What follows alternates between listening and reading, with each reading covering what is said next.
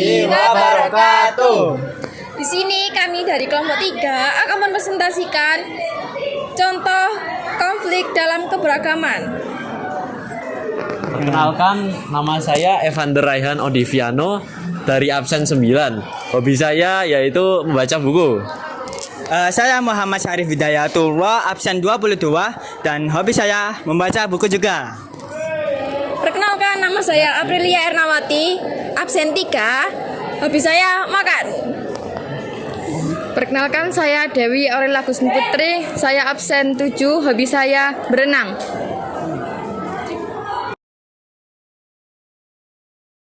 Nah, keberagaman merupakan suatu kondisi yang memperkaya kehidupan dan peluang, tetapi juga berpotensi menjadi ancaman. Nah, perbedaan dalam masyarakat yang dilatar belakangi sosial kultural menjadi pendorong munculnya nilai negatif yang berupa etnosentrisme, yang yaitu menganggap remeh etnis lainnya. Etnosentrisme yang muncul dan berkembang di tengah kehidupan masyarakat berakibat pada munculnya berbagai potensi konflik di masyarakat. Nah, keberagaman tersebut dapat menimbulkan berbagai konflik sosial, yaitu meliputi pertama, yaitu stereotip, 2, diskriminasi, 3, bullying, dan terakhir rasisme. Pertama, saya akan menjelaskan apa itu stereotip. Nah, stereotip merupakan gambaran atau prasangka subjektif dari suatu individu kelompok mengenai etnis lain, yang dimana pendapat tersebut hanya didasarkan pada persepsi kelompok saja. Nah, stereotip tersebut memiliki berbagai macam, yaitu meliputi stereotip gender yang merupakan kepercayaan individu atau kelompok terhadap suatu gender. Contohnya seperti laki-laki yang dinilai lebih pemberani dan kuat, sedangkan perempuan dinilai lebih cerewet dan suka berdandan. Yang kedua, ada stereotip suku.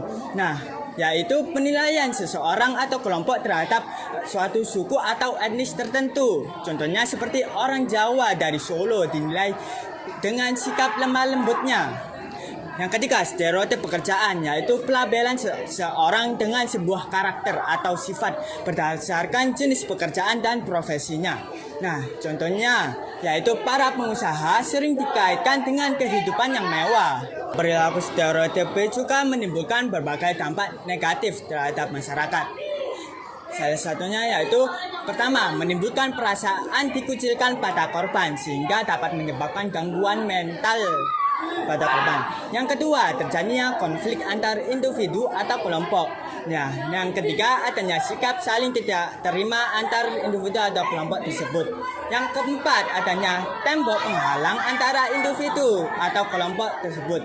Dan yang terakhir yaitu adanya kesenjangan sosial antar masyarakat. Diskriminasi adalah perlakuan tidak adil terhadap individu atau kelompok berdasarkan identitas sosial mereka. Perlakuan ini bisa terjadi dalam berbagai bentuk, mulai dari pemisahan akses terhadap hak-hak dasar hingga kekerasan yang lebih nyata.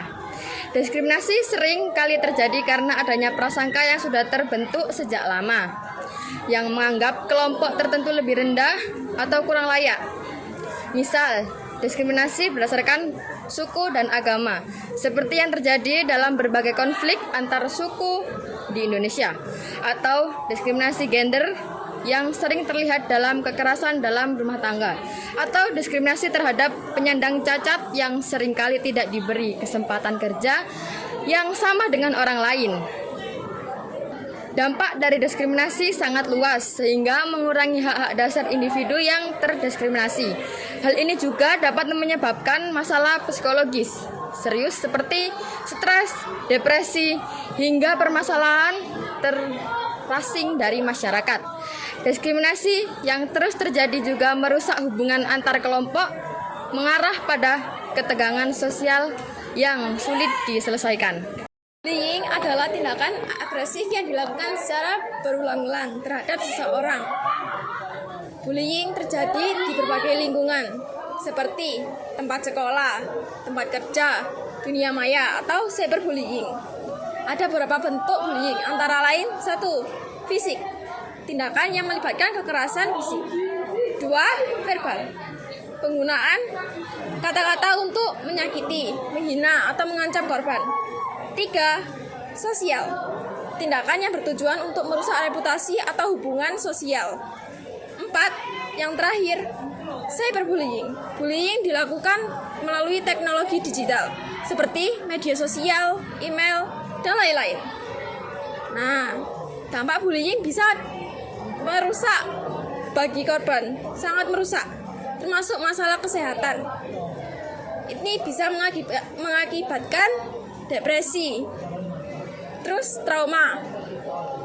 Pentingnya untuk mengatasi bullying dengan cara yang tepat, yang bisa melibatkan investasi dari pihak berwenang, dukungan konseling dan pendidikan, tempat, empati, dan keterampilan sosial. Oke teman-teman, rasisme merupakan sikap atau perilaku yang menganggap suatu ras itu lebih unggul dibandingkan ras yang lainnya.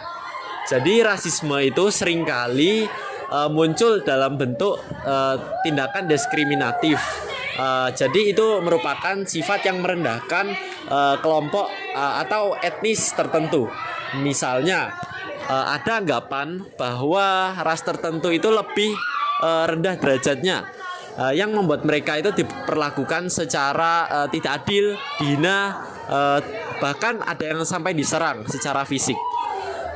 Salah satu contoh rasisme adalah candaan yang menyinggung soal ras atau etnis tertentu, misalnya jenis kulit, jenis budaya, dan lain kali, yang seringkali dianggap hal yang biasa saja, padahal itu dapat menyakiti perasaan kelompok yang menjadi objek candaan tersebut. Oke, perilaku rasisme ini tidak hanya berdampak buruk bagi korban, tetapi juga bagi kelompok yang melakukannya.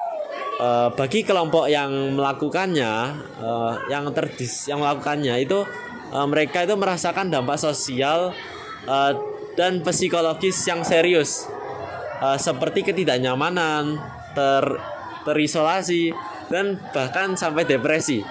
Rasisme itu juga memperburuk suatu hubungan sosial antara kelompok dan bisa menciptakan ketegangan serta merusak rasa persatuan dalam masyarakat di Indonesia. Cara pencegahan konflik yang berpotensi dalam keberagaman yaitu 1. Meningkatkan kesadaran dan pemahaman. 2. Membangun hubungan antar kelompok. 3. Mempromosikan keadilan dan kesetaraan. Dan yang terakhir, keempat, menangani konflik dengan damai.